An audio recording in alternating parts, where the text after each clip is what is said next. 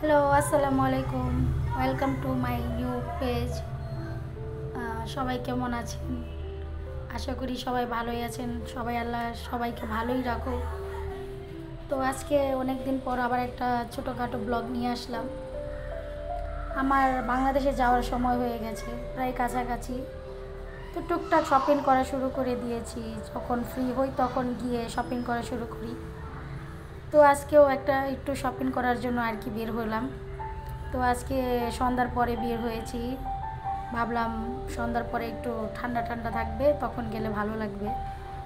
তো সন্ধ্যার পরে বের হলাম, বের হয়ে যাচ্ছিলাম কিছু কেনাকাটা করতে, আমার বেবির জন্য কেনাকাটা করতে। তো এই যে আমি যাচ্ছি, সন্ধ্যাবেলার আকাশ ভালোই লাগতেছিল, রোডটাও সেদিন ফাঁকা ছিল, জামজম ছিল না। তো আমি যাচ্ছিলাম একটা শোরুমে, কাপড়ের শোরুমে। আর শোরুমটা হলো ইন্ডিয়ার মধ্যে টপ ওয়ানের মধ্যে প্যান্টালঞ্চ একটা শোরুম। এটা নাকি ইন্ডিয়ার এক নম্বর একটা টপ ওয়ানের মধ্যে। ও ও এই শোরুমটা নাকি প্রতিটা ডিস্ট্রিক্টের মধ্যেই অ্যাভেলেবেল। আর ওদের সব কিছুর কোয়ালিটি নাকি খুবই ভালো হয়। তো সেই জন্যই যাওয়া। আর সবচেয়ে বড় কথা হলো ওদের নাকি কোনো কপি জিনিস পাওয়া যায় না বাইরে। তো এই কারণেই গিয়েছিলাম শোরুমটায় কেনাকাটার জন্য, টুকটাক কেনাকাটা করতে। তো এই যে শোরুমটা দেখেন, এখানে ফার্স্ট মানে গ্রাউন্ড ফ্লোর সেখানে শুধু মেয়েদেরই সব কিছু আইটেম, সব A to Z সব আইটেম গ্রাউন্ড ফ্লোরে। আর পরে আমি ফার্স্ট ফ্লোরে গিয়েছিলাম, সেটা হচ্ছে babies item plus gents item. তো এই যে দেখেন অনেক সুন্দর সুন্দর ব্যাগ ছিল। এই যে সিঁড়ি দিয়ে ফার্স্ট ফ্লোরে ওঠার সময় এই যে জুতোগুলো সাজিয়ে রেখেছিল।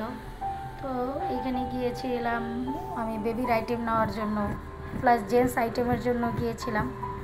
তো এই যে উঠলাম, এটা হলো বেবির সাইড, বাচ্চাদের সাইড আর কি এরিয়াটা।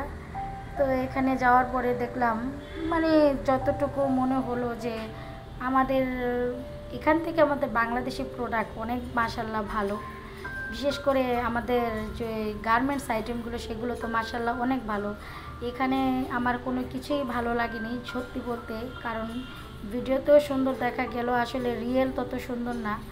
আর চেন্নাইতে আসার পরে বুঝলাম যে ইন্ডিয়ান প্রোডাক্ট হয়তো বা স্কিন প্রোডাক্ট ভালো হবে, কাপড় ক্লথিং আইটেমগুলো আমি তত একটা ভালো দেখিনি, আমার কাছে ভালো লাগেনি। আমি অনেকগুলো শোরুম ঘুরেছিলাম, জেন্টস আইটেমগুলো তো একদম বাজে ছিল, ধারণার বাইরে। তো এই শোরুমটার মধ্যে গিয়ে দেখলাম যে না, জেন্টস আইটেমগুলো খুব সুন্দর সুন্দর ছিল, কাপড়ের মান কোয়ালিটিটাও খুব ভালো ছিল।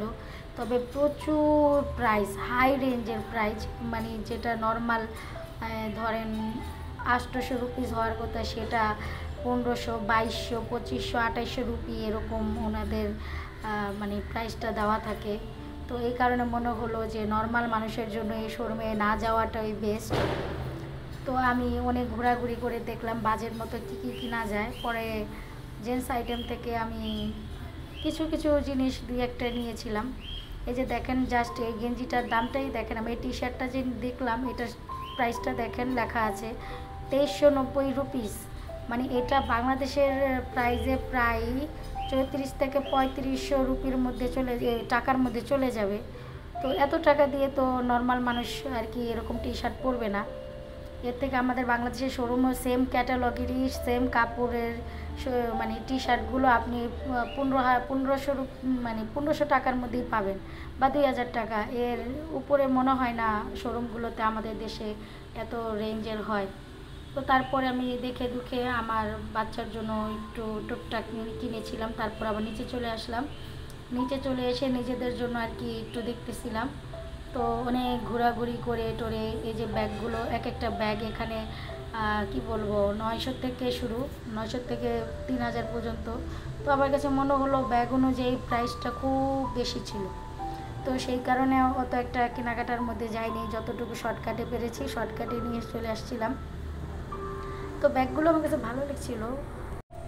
তারপরে এই ব্যাগের পরে আমি এই ব্যান্ডগুলো দেখলাম, ব্যান্ডগুলোর এক একটা রেঞ্জও খুব বেশি ছিল, এক একটার প্রাইস ছিল 500 রুপি থেকে শুরু। তো এই কারণে আর আমি এগুলো আর এদিকে তাকাই নাই, এত প্রাইস ছিল দেখে। তারপরে আমি আশেপাশে একটু ঘোরাঘুরি করলাম, টপস দেখতেছিলাম যে টপস কেনা যায় কি না। তো টপসগুলোর মধ্যে 2টা টপস পছন্দ হয়েছিল, সেগুলো 2টাই নিয়েছি, বেশি দিতে পারিনি, মানে নিতে পারিনি, এরকম একটা অবস্থা। এখানে এই যে এগুলো হলো লেডিস আইটেম সব, এখানে সব মেয়েদের আইটেম, শার্ট প্যান্ট সব কিছু এ টু জেড, মানে গ্রাউন্ড ফ্লোরটাই শুধু মেয়েদের জন্য।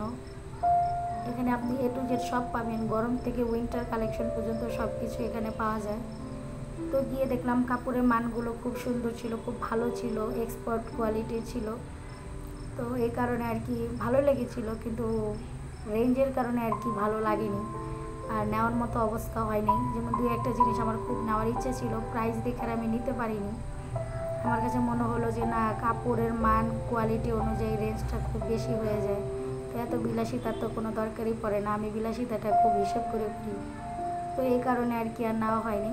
এই যে দেখেন অনেকেই আসছে, সামনে দিওয়ালি অনুষ্ঠান, এই কারণে সবাই টুকটাক শপিং করে, তো এই জন্য কেনাকাটা। তো এই যে আমি এরকম একটা টপস নিয়েছিলাম, আর আরেকটা টপস নিয়েছিলাম। তো এইগুলো নিয়ে মনে করেন আমি সত্যি বলতে ব্যাক করেছি, আর কিছু কেনাকাটা হয়নি।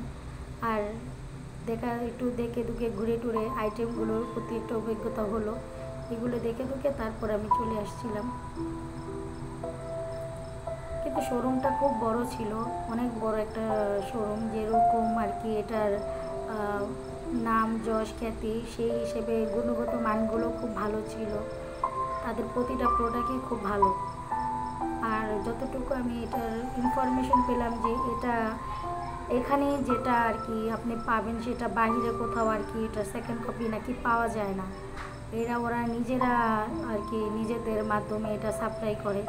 তো ওই কারণে আর কি এরকম নেওয়া। এই যে আমার কেনাকাটা শেষ। একটা সত্যি কথা কি জানেন, ওরা না ব্যাগ দেয় না, এই ব্যাগটা জানেন 5 রুপি দিয়ে কিনতে হয়েছে। তারপরে আমি কেনাকাটা শেষ করলাম, তারপরে এই যে আমি বের হয়ে গেলাম। তো আজকে এই পর্যন্তই, সবাই ভালো থাকবেন, সুস্থ থাকবেন, আল্লাহ হাফেজ, আসসালামু আলাইকুম।